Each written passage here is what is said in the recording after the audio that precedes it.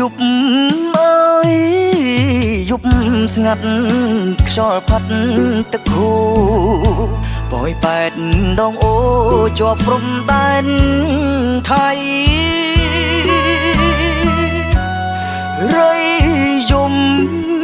ក្រលួចគួចនឹកអាឡ័យគិតថាស្អែកថ្មីលាថ្លៃពង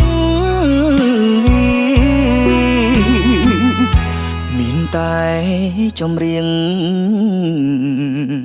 ច្រៀងបញ្ចាំចិត្តសូមផ្ញើជីវិតស្រស់ស្រីស្នេហាពេលភ្លឺថ្ងៃឆាប់បងលាជីវ៉ាសូមព្រាញវាសនាបងបានជួបស្រី